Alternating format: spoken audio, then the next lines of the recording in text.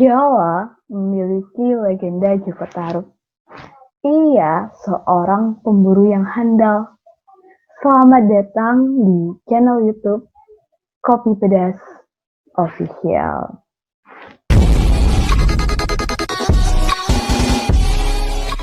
Kali ini ada sebuah inspirasi dari tokoh yang tentunya sangat menarik.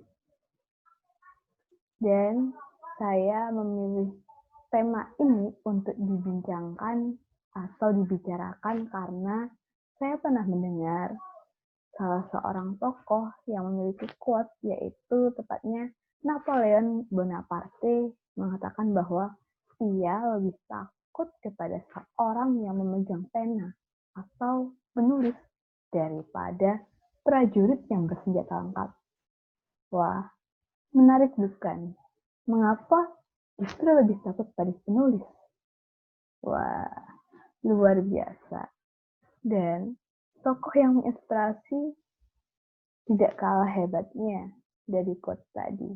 Tokoh ini sudah memiliki sebuah buku dan judulnya sangat tidak asing di telinga masyarakat. Mau tahu lebih lengkapnya? Yuk simak terus bincang-bincang ini hingga akhir. Tapi sebelumnya jangan lupa subscribe, like, comment, and share di media sosial manapun. Boleh perkenalan terlebih dahulu nama lengkapnya, nama panggilan, dan boleh promosi IG atau yang lain. Boleh, halo teman-teman semuanya, sehat selalu ya di tengah pandemi COVID new normal saat ini. Salam kenal, nama saya Muhammad Ilzam Lutfi. Saya berasal dari Kabupaten Jember, Jawa Timur. Usia saya 29 tahun, profesi saya sebagai seorang penulis dan juga entrepreneur. Wah, ternyata selain jadi penulis juga jadi entrepreneur. Luar biasa. Kemarin kan sebelumnya kan saya juga udah minta CV ya. Di situ ada kata-kata yang membuat kepikiran juga. Dimulai sejak dini, saya ingin lebih fokus ke acting, model, dan penyiaran kalau nggak salah seperti itu. Nah itu dari ketiganya itu akhirnya berjalan semua atau lebih fokus ke salah satu atau seperti apa?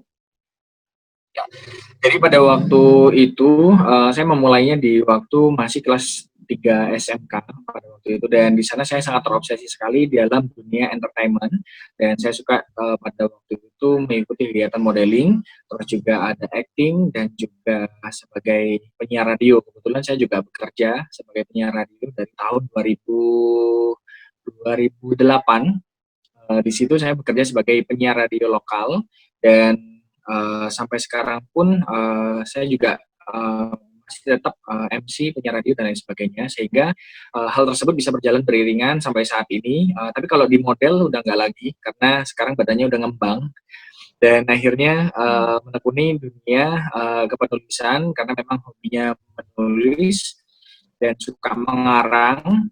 Dari sana akhirnya menciptakan sebuah buku, diimbangi juga dengan membuat konten, karena sekarang dunia radio tidak seperti dulu lagi, di mana saya harus menyesuaikan diri dengan kondisi yang ada. Ada Instagram, ada TikTok, ada banyak aplikasi-aplikasi pendukung. Jadi akhirnya saya transformasi, berpindah untuk membuat konten di channel-channel tersebut, termasuk di channel YouTube. Seperti itu. Dan alhamdulillah itu bisa berjalan dengan baik, dan terlebih dari itu bisa menginspirasi penonton-penonton yang suka menonton channelnya Babang Ilzam, sampai kadang sering ada yang DM bahwasanya dengan kata-kata tersebut bisa membantu membangkitkan semangat dan lain sebagainya. Itu yang menjadi nilai plus dan kebanggaan tersendiri sih bagi saya. Mantap! Kemarin juga waktu baca CV-nya itu sejak SMK ya sudah jadi penyiar radio kalau nggak salah. Pada waktu itu saya mengawalinya hanya di radio kecil, radio lokal yang jangkauannya mungkin hanya satu kecamatan saja, tapi pada waktu itu meraup banyak pendengar ya. Dulu masih zaman-zamannya atensi, itu sangat ramai banget di tahun 2008, dan akhirnya pada waktu itu saya memutuskan untuk pindah kerja di radio swasta yang lebih gede. Dan dari situ akhirnya sempat beberapa kali pindah ke beberapa stasiun radio, dan setelah dari situ akhirnya saya sempat juga mengajar di salah satu SMK, yaitu mengajar teknik broadcasting untuk pertelevisian dan penyiaran radio. Di sana pun kami mendirikan stasiun radio untuk lokal areal Kabupaten Jember. Sampai sekarang masih berdiri sih, cuman saya sudah tidak aktif bersiaran, dilanjutkan dengan siswa-siswi yang ada di sana. Begitu alurnya. Lalu untuk ini, apa itu kan, awalnya kan penyiar radio kan berarti lebih suka di komunikasi. Lalu untuk menulisnya itu sejak kapan lebih Ya, fokus ke jadi hobi menulis itu muncul sudah dari SMP bahkan. Jadi saya sudah sering nulis buku diary dulunya. Tiap hari nulis buku diary, yang dimana menuliskan kegiatan sehari-harinya. Sampai sekarang tuh ada buku diary-nya, ada di locker. Dan dari situ sebetulnya saya sangat menyadari bahwa saya suka dalam dunia kepenulisan. Walaupun nggak sebagus pengarang-pengarang yang ada di luar sana, tapi yang terpenting menurut saya berani menulis itu langkah yang sangat bagus. Jadi kalau ditanya mulai kapan, itu mulai SMP kelas 1. Hobi saya menulis itu sudah mulai muncul, dan baru bisa dikembangkan di usia saya di 25 tahun yang lalu. 25 tahun usia saya akhirnya memberanikan untuk memulai menulis dan memposting di berbagai media sosial, dan ternyata di situ mendapat respon positif sehingga akhirnya muncullah buku Sobat Ambyar.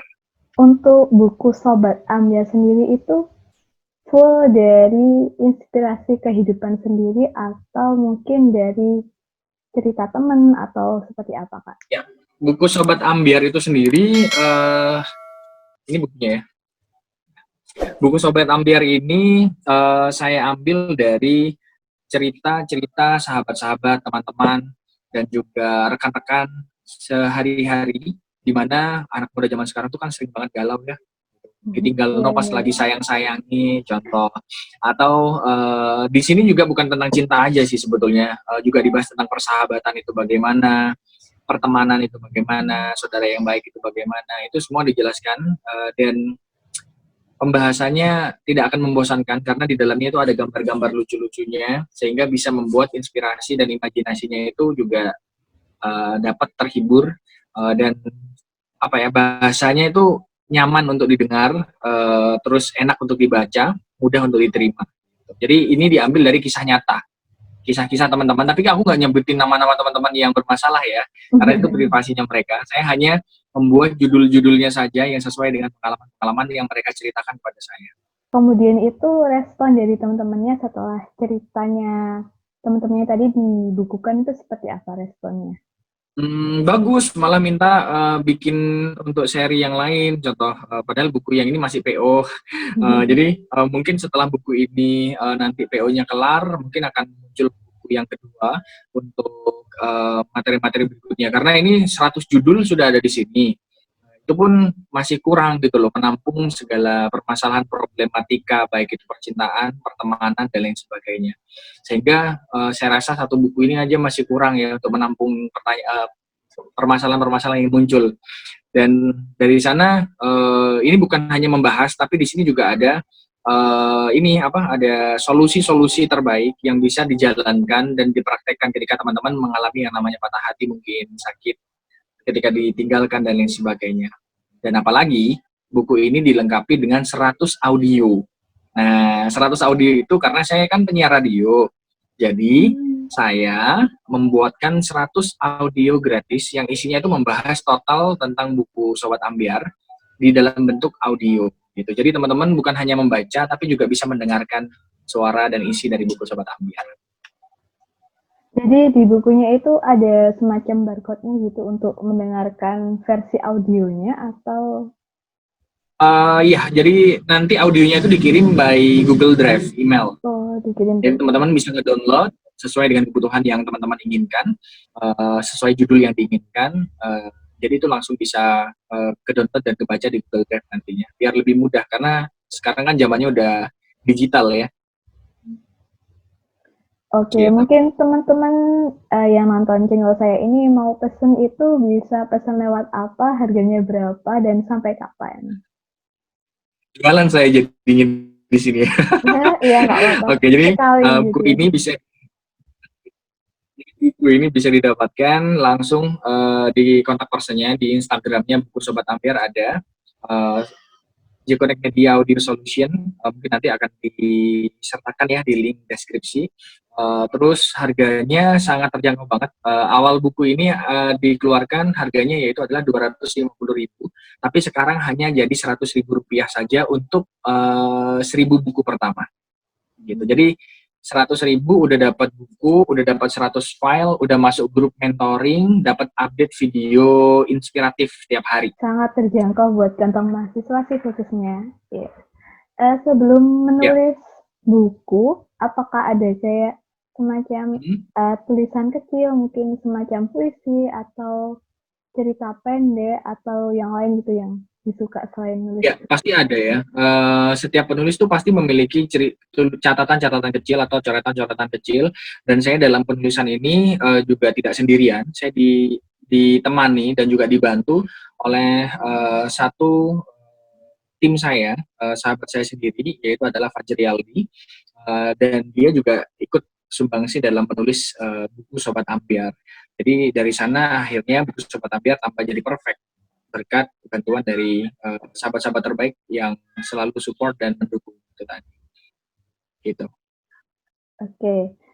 Untuk selanjutnya dari kakak sendiri menghadapi masa sekarang yang mungkin kedepannya itu banyak banyak kurangnya buku atau bentuk cetak, tapi lebih ke online, itu seperti apa kedepannya buat seorang penulis? Menurut saya pribadi, dengan adanya era digital yang seperti ini, banyak yang menggunakan PDF dan lain sebagainya. Menurut saya tidak akan berdampak kepada buku yang nyata atau buku dalam bentuk asli, bukan soft file. Karena kenapa? Karena baca di PDF dengan baca di buku asli, jadi pegang itu rasanya beda banget. Dan dari sana menurut saya tergantung dari bagaimana generasi kedepannya untuk menyikapi hal tersebut. Tapi memang tidak menutup kemungkinan seperti e-book itu juga akan bermunculan keluar. Tapi tetap trust atau juga rasa itu berbeda ketika sudah pegang bukunya seperti ini. Akan lebih bermakna, biasanya memiliki makna tersendiri. Jadi kalau menurut Ilham dengan adanya e-book atau juga dunia digital saat ini, hal tersebut insya Allah tidak akan berpengaruh terhadap minat beli atau juga ingin memiliki atau membuat sebuah buku. Dan dari sana buat teman-teman yang mau menuliskan karyanya jangan pernah stop.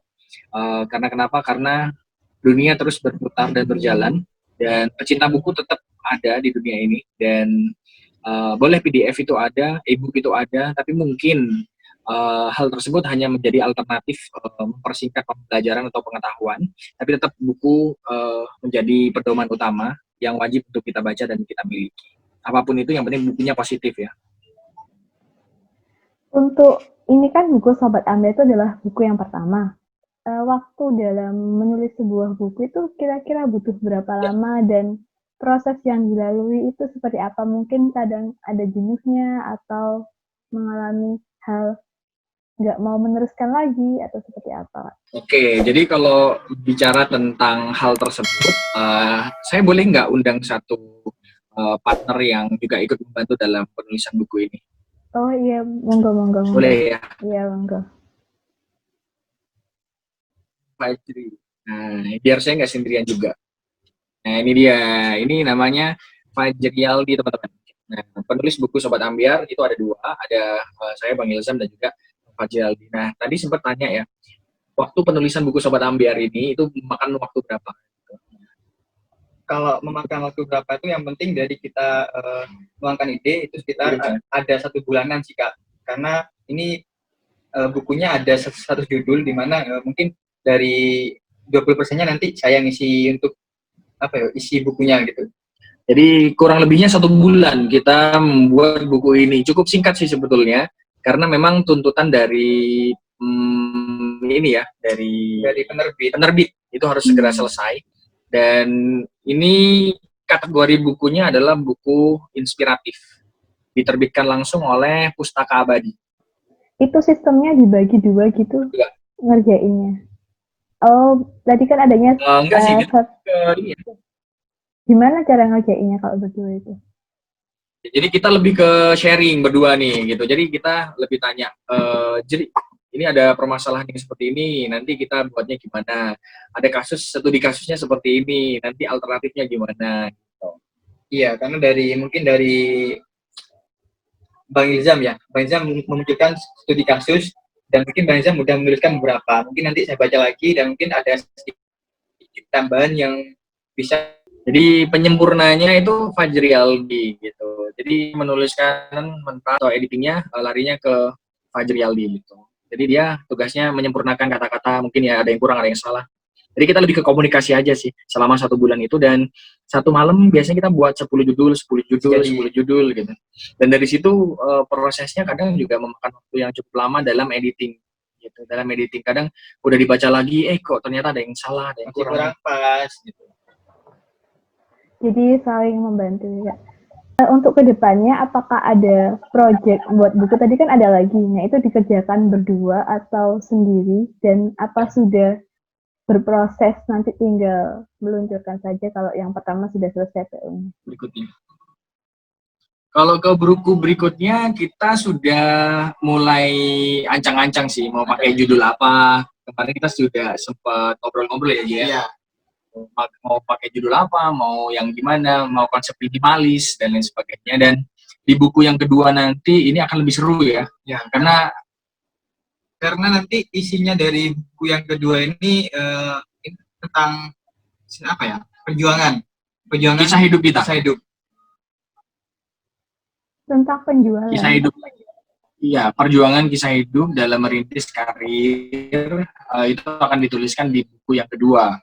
Gitu. Terus ini ya, lebih ke ada persahabatannya, ada cintanya, ada entrepreneurnya gitu. Jadi di dalam buku itu campur aduk jadi satu yang akan memberikan kesan bahwasanya pembacanya itu merasakan sebuah semangat yang luar biasa setelah membaca buku tersebut. Untuk judul buku yang pertama kan Sobat Ambyar. Nah, penamaan judul itu apakah terinspirasi dari musisi atau memang sudah dibuat seperti itu? Ya. Kalau untuk penulisan judul, kita ini ada 2 kata ya. Sini ada sobat, di mana kata sobat ini mewakili mungkin persahabatan gitu. Karena emang bukunya membahas tentang persahabatan. Terus ini di sini ada kata ambyar, di mana kata ini diambil dari mungkin pada momen pas kita mau bikin buku ini banyak anak-anak yang ambyar. Ambyar tuh maksudnya ambyar ini cinta tentang kegalauan, kegabutan anak-anak muda. Jadi simbol dari Sobat Ambyar itu mungkin banyak yang mengira kita mengambil dari almarhum Om Didi Kempot ya. Iya. Dan dari sana sebetulnya kita punya makna sendiri buat buku Sobat Ambyar, yaitu adalah sobat itu tentang persahabatan, ambyar itu tentang percintaan. Jadi persahabatan dan cinta yang menjadi satu dalam sebuah sajian yang sangat luar biasa. Dan itu luar biasa banget gitu. Ku mau dia walau banyak perbedaan. Dari penuliskan SMP, terus baru riliskan sebuah buku di masa sekarang. Lalu untuk suka dukanya menjadi seorang penulis itu seperti apa? Suka dukanya, siapa dulu nih? Kamu dulu deh. Boleh ganti yang enggak? Boleh. Kalau suka duka mungkin ini saya pertama kalinya nulis buku. Dan ini bukunya mungkin bukan buku saya, karena ini saya di sini membantu Bang Ilzam untuk menerbitkan buku Sobat Ambyar. Suka dukanya mungkin kalau yang pertama di sini saya mengalami mungkin karena emang baru nulis ya, itu mungkin sekarang udah punya ide, udah punya masukan untuk nulis, tapi pas waktu besok itu udah hilang semua gitu. Itu suka dukanya di situ. Kalau sukanya, kalau kita udah bisa menuangkan hasil dari pikiran kita dan kita bisa tuangkan dalam bentuk tulisan, itu sangat senangnya tuh Masya Allah gitu, karena apalagi terus bisa dicetak di penerbit dan bisa dibaca untuk semua orang, dan apalagi dari tulisan yang saya tulis itu bisa berdampak positif atau juga bisa menginspirasi yang membaca gitu. Dari saya gitu sih. Suka dukanya kalau saya sih karena suka dukanya ini ketika cari ide gitu. Ketika cari ide kita berusaha untuk menyelesaikan masalah. Kadang kita sendiri punya masalah ya. Gitu. Jadi kadang di situ ya akhirnya kalau di entrepreneur tuh double accounting.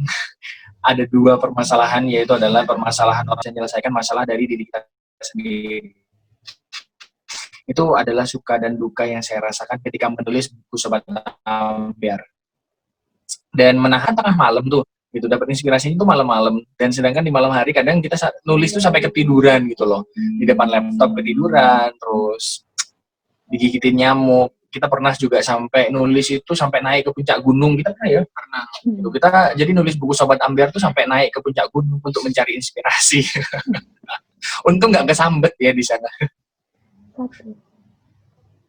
Berarti proses mencari inspirasinya ini sebelum corona datang ya, kayak? Ya, jadi akhir tahun ya. Akhir tahun 2019. Akhir tahun 2019 Desember. Lalu sebelum corona masuk. Ya, semoga coronanya cepat pergi. Karena produksi kita jadinya terhambat juga gara-gara corona. Oke. Untuk Bang Ilzam sendiri kan ini juga ada konten seperti di Instagram yang divisualkan atau diaudiokan ya. Lebih suka mana antara just nulis di buku atau lebih divisualkan atau mungkin nanti difilmkan? Kan katanya di CV itu kan suka acting juga ya. Lebih suka mana kira-kira? Jika disuruh kalau dibilang suka, saya suka semuanya. Tapi kalau yang saya lebih suka di podcast atau lebih ke audio video ya. Karena hal tersebut menurut saya bisa abadi. Larinya mungkin bisa juga ke film pendek di next yang akan datang. Dan itu sempat saya bicarakan juga dengan Fajri Aldi. Bahwasanya kapan-kapan suatu saat nanti buku-buku kita bisa dijadikan sebuah film yang mungkin bisa ditonton oleh anak cucu dan juga oleh semua masyarakat Indonesia dan bisa memberikan inspirasi. Itu impiannya.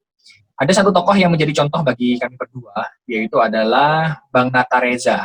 Gitu. Jadi kami banyak belajar kepada Bang Nata Reza. Beliau juga seorang penulis dan juga seorang musisi. Gitu. Jadi kalau bisa dibilang saya lebih memilih untuk audio video podcast. Jadi kita lebih condongnya ke arah sana. Maka dari itu jangan lupa follow Instagram Bapak Ilzam. Ini untuk konten seperti di Instagram, seperti quotes-quotes atau di yang lain juga itu banyak kan kata-katanya itu terinspirasi dari pengalaman sendiri atau pengalamannya milik orang lain.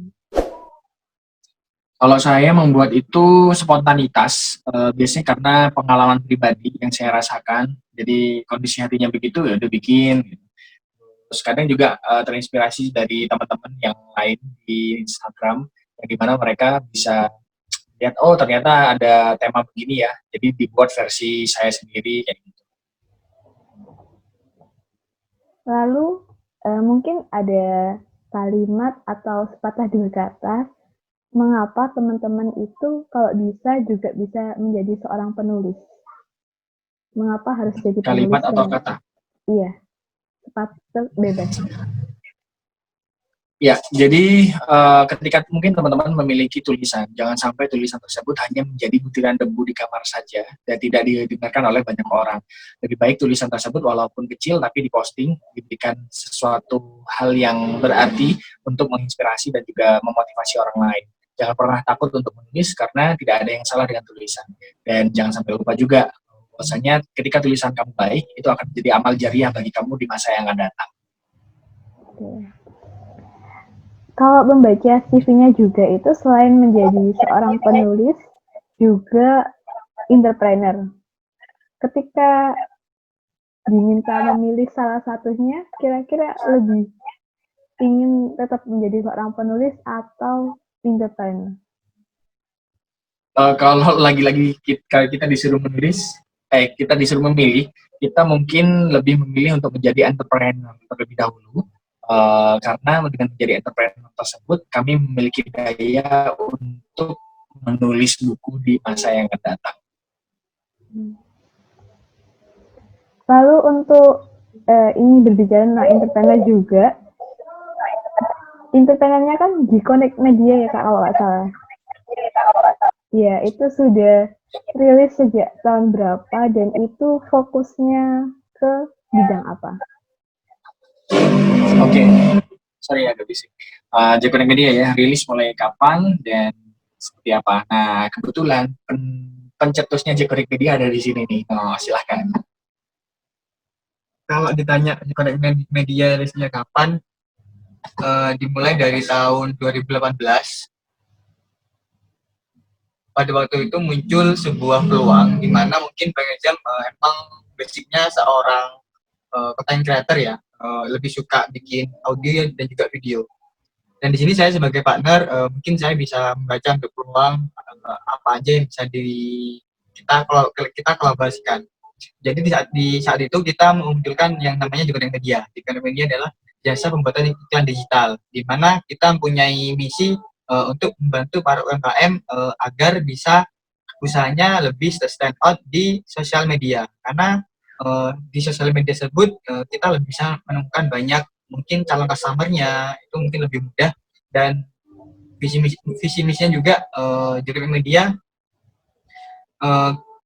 menjadi kayak semacam trend center bagi para UKM untuk bisa memunculkan usahanya di bidang online.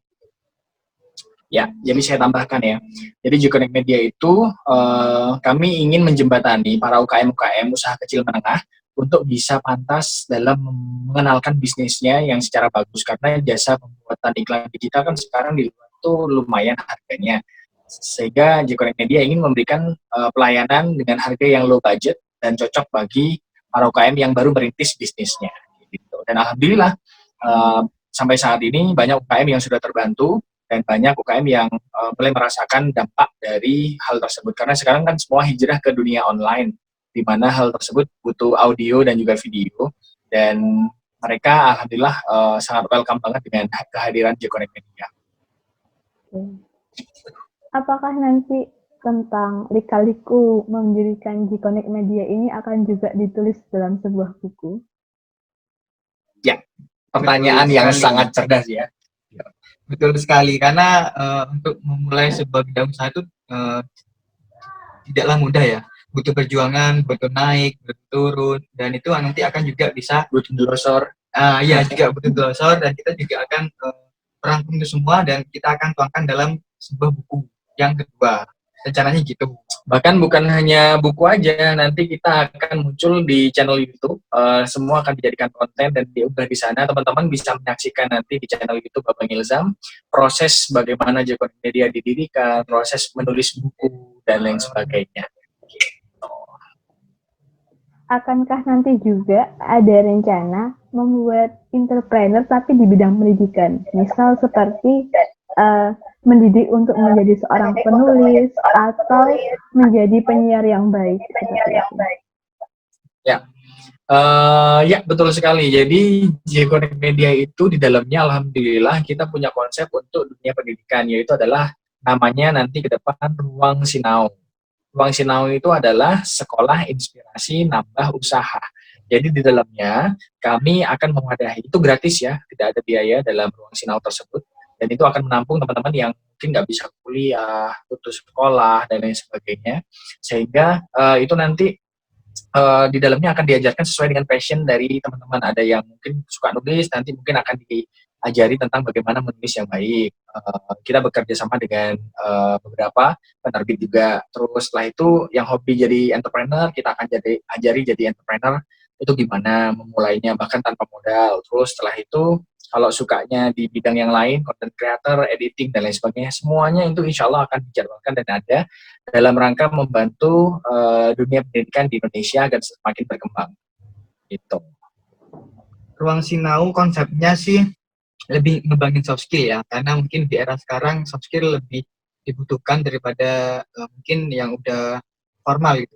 Dan kita punya misi juga, kita ingin bantu pemerintah dalam pendidikan yang non formal, di mana kita juga tahu lah ya bahwasanya anak-anak yang putus sekolah itu lebih banyak, dan kita sediakan untuk wadah agar mereka juga bisa berkreasi, berkarya, dan juga bisa menghasilkan dari apa yang sudah kita ajarkan gitu. Jadi dari sana doakan ya, semoga kami bisa berpartisipasi dalam juga sumbangsih kepada Republik Indonesia ini dalam membentuk anak-anak muda yang menjadi kreatif, imajinatif, dan selalu positif. Amin. Lalu ini kan berbicara akhir-akhir ini atau mungkin udah sering juga ada yang mengatakan bahwa sekarang itu mungkin masanya kolaborasi, melihat Kak Babang Ilzam bersama Kak Fajrial, siapa namanya tadi Kak? Iya, itu apakah sebuah contoh kolaborasi juga, dan bagaimana proses bertemunya atau kenalnya itu sejak kapan antara Bang Ilzam dengan temannya tadi? Jadi memang simbol dari kita berdua itu, J-Connect Media itu adalah simbol dari kolaborasi ya. Mungkin ketika Pak Fajri Yaldi itu nggak mencetuskan ide pada waktu itu, mungkin nggak akan ada J-Connect Media juga. Saya juga tidak akan membuka jasa iklan digital dan lain sebagainya kalau tidak ada masukan dari partner saya ini. Dan dari sana di sana kami mencontohkan bahwasanya dengan hasil kolaborasi yang positif tersebut, anak-anak muda Indonesia sebetulnya bisa lebih berkarya dan betul-betul bisa menunjukkan hasil yang nyata gitu loh, bukan hanya omongan doang gitu. Dan dari sana semoga teman-teman di luar sana juga mampu dan membuka hati untuk saling berkolaborasi tahun-tahun ini, karena tahun-tahun ini itu sangat membutuhkan persatuan dari bangsa Indonesia, terutama anak-anak mudanya. Kalau kisah bertemunya, Bang Fajri deh, singkat padat jelas saja. Ini menarik sih, kata apa ya pertanyaannya. Kalau bertemunya saya dengan Bang Ilzam ini di sebuah pertemuan ya, kita juga awalnya juga bukan satu tim, kita juga nggak kenal ya. Pada akhirnya mungkin kita ada dalam suatu forum yang sama, dan di situ mungkin saya udah lebih mengenal kelebihan dari Bang Ilzam. Setiap orang punya kelebihan dan juga punya kekurangan. Saya pun juga mungkin kekurangannya, mungkin saya nggak pandai dalam bikin audio, video gitu. Tapi di sisi lainnya saya melihat bahwasanya Bang Ilzam punya kelebihan dari audio dan video. Dan pada saat itu mungkin muncullah peluang di mana di situ mungkin ada teman saya itu sebuah UMKM itu apa ya, membutuhkan sebuah iklan, dan kok ternyata partner saya ini Bang Ilzam ini mempunyai skill itu, dan ya kenapa tidak kita kolaborasikan gitu, karena saya punya koneksinya, Bang Ilzam punya skillnya, ya udah kita gabungin aja, dan sampai sekarang alhamdulillah di Connect Media sudah bisa apa ya, Profit ya. Profit orientednya ya lumayan lah kalau dibilang gitu. Dan bahkan kita bergerak di dunia digital yang produknya ya digital gitu, bukan produk yang berbentuk fisik atau apa gitu. Jadi alhamdulillah dari sana dengan kolaborasi kita bisa memunculkan potensi dan peluang-peluang yang baru. Apalagi sekarang ada COVID-19 ya, kita nggak bisa kemana-mana, ketemunya kita wawancara juga pakai Zoom seperti ini. Jadi kalau nggak kolaborasi, ya mau kayak gimana lagi. Jadi yang muda, idealis boleh, tapi kalau berlebihan idealisnya jangan. Gitu. Coba mulai untuk berkolaborasi. Motivasi yang mendasari harus saya seperti ini tuh apa? Kalau saya dulu ya. Kalau saya pribadi, motivasinya karena memang saya dari dulu sebagai guru teknik broadcasting, jadi jiwa guru saya nggak bisa dihilangkan. Saya ingin mengajarkan apa yang saya bisa, karena ilmu yang paling luar biasa adalah ilmu yang bermanfaat. Jadi kami ingin berbagi untuk memanfaatkan ilmu dan menjadi amal jariah. Ya, itu dorongan terbesar dalam hidup saya. Kenapa saya mau melakukan ini? Kalau motivasi bagi teman-teman yang mungkin seusia saya, karena kalau saya mau motivasi mungkin usia yang lebih dari saya, mungkin saya masih belajar. Kalau motivasinya buat teman-teman yang kaula muda atau juga yang masih muda, masih usianya 20 tahunan, ya kita seenggaknya kita jangan fokus untuk belajar yang formal aja gitu.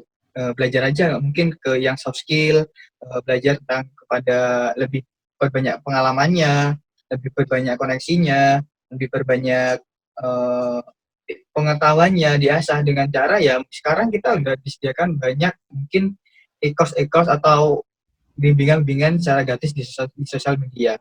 Motivasi saya jangan pernah jangan pernah menyerah selagi masih muda, selagi masih bisa untuk belajar ya kenapa tidak. Wih, mantap. Tambahan dikit dari saya, motivasinya adalah jangan pernah takut untuk bermimpi. Karena semua impian besar itu berawal dari mimpi-mimpi kecil yang diwujudkan. Oke, terima kasih atas segala penjelasannya. Semoga bisa menginspirasi teman-teman yang menonton video ini. Dan terima kasih sudah meluangkan waktunya di malam ini. Sekali lagi terima kasih Kak, dan mohon maaf apabila ada Terima kasih salah kembali. juga. Ya, sama-sama. Semoga channelnya terus berkembang dan bisa Amin. memberikan inspirasi bagi semua orang yang menonton channel itu ya. Jangan lupa Iya. di-subscribe. Demikian bincang-bincang pada kali ini dengan Babang Ilzam dan Bang Fajrian. Semoga memiliki manfaat untuk teman-teman yang telah menonton. Tetap stay tune di channel YouTube Kopi Pedas Official dan jangan lupa subscribe, like, comment, and share di media sosial manapun. Sampai jumpa di konten-konten berikutnya.